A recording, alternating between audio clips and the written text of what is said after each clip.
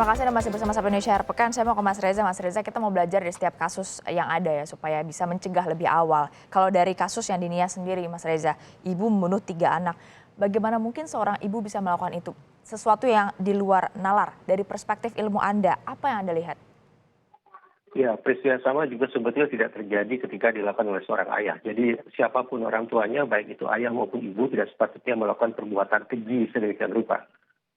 Jadi di segmen awal saya katakan bahwa saya selalu melihat perilaku kejahatan manusia, perilaku abnormal manusia sebagai interaksi antara faktor dalam dan faktor luar. Faktor kepribadian dan faktor lingkungan. Kalau bicara tentang faktor kepribadian, maka relevan kiranya dicari tahu apa atau seperti apa riwayat gangguan mental, riwayat kesehatan mental dari ibu tersebut. Kemudian bisa dicek tingkat pendidikan. Tingkat pendidikan saya bayangkan berasosiasi dengan kesiapan yang bersangkutan untuk menemukan solusi-solusi alternatif atas segala macam problematika hidup yang dihadapi.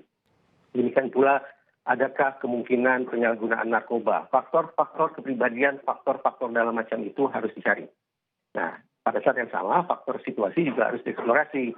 Bagaimana dukungan sosial, bagaimana relasi antara ibu tersebut dengan pasangannya, bagaimana situasi sosial ekonomi mereka, ketersediaan layanan pengobatan, baik itu pengobatan untuk kesehatan fisik maupun kesehatan jiwa.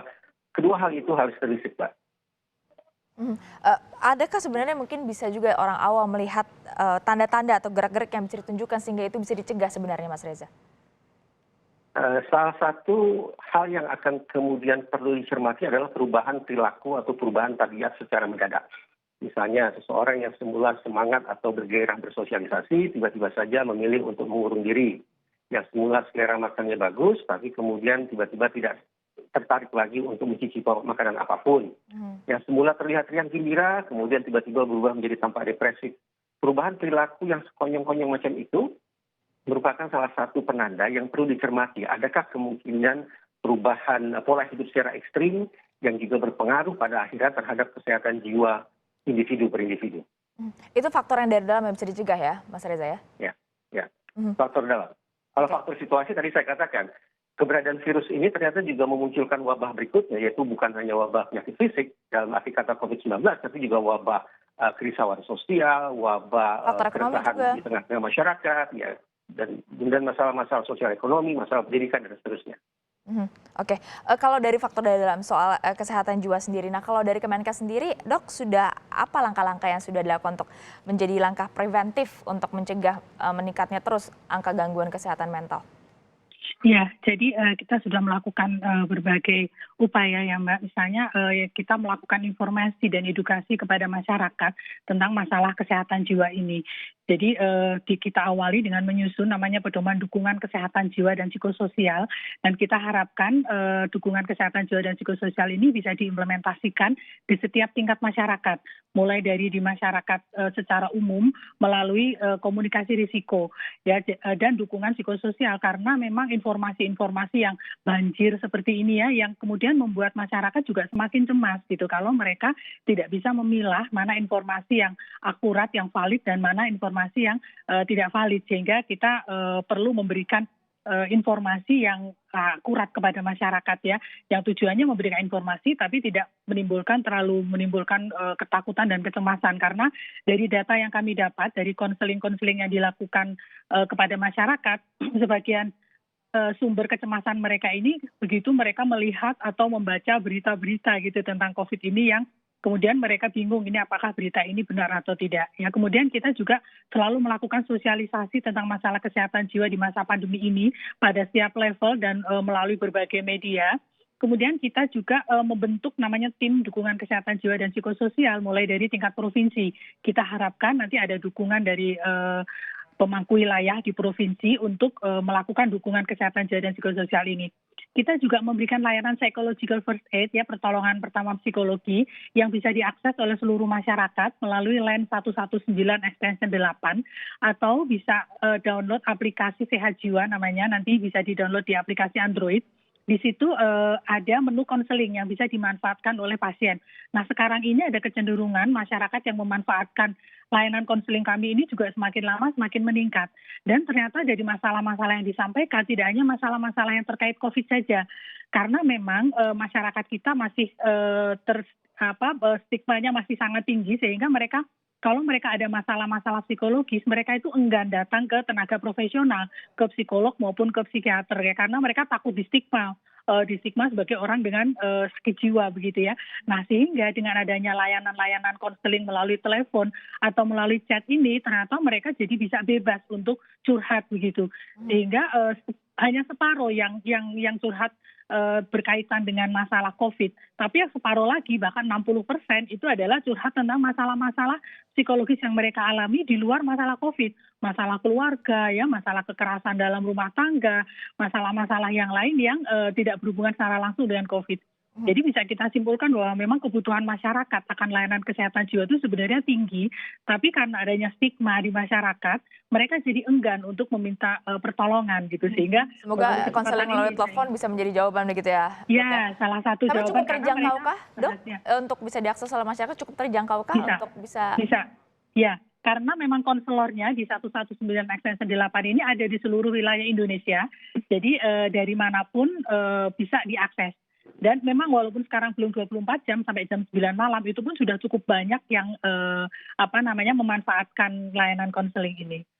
Kalau dari Kemenkes sendiri, solusinya untuk ada keterbatasan fasilitas kesehatan maupun tenaga medis juga di tengah kita fokusnya juga kepada pasien COVID-19, seperti apa supaya tertangani semua gitu, Dok?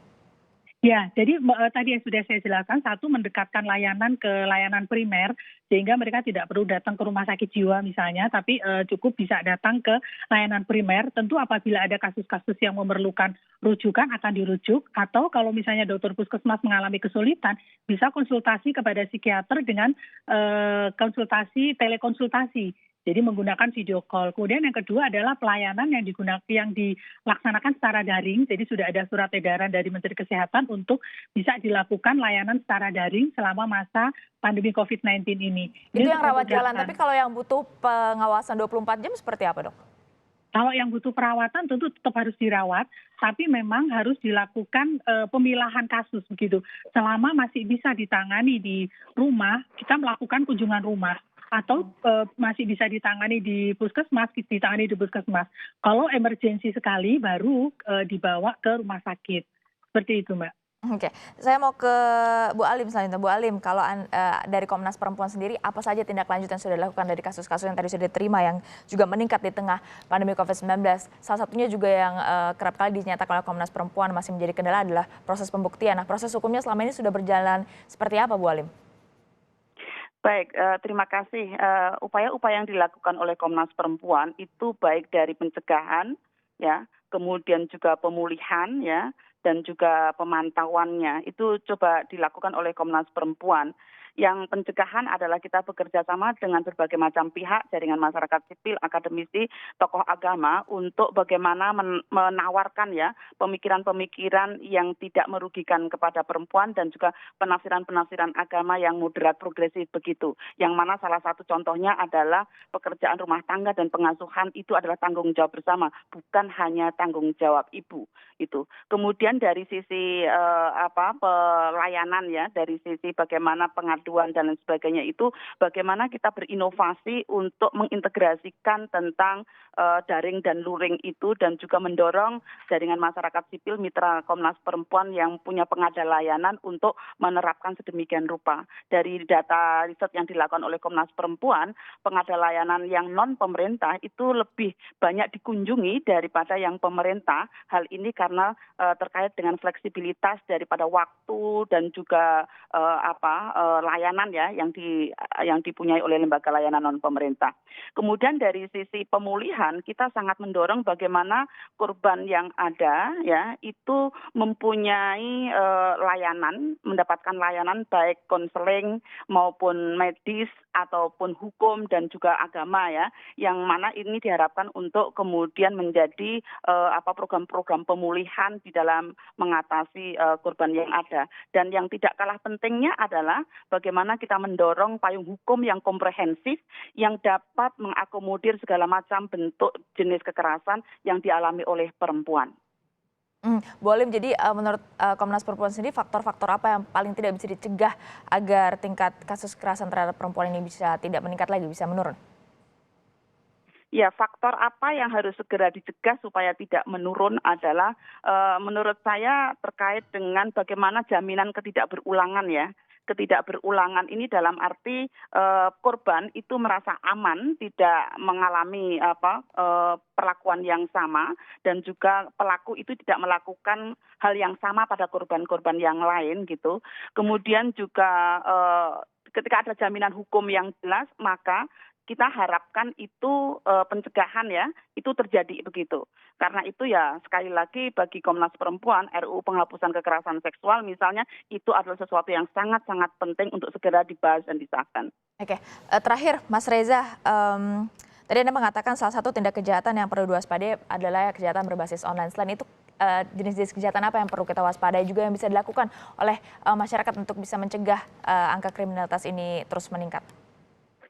Persoalan induknya adalah karena di masa pandemi seperti ini, setiap orang pada dasarnya dipaksa sedemikian rupa untuk berada di dalam rumah dengan minim aktivitas.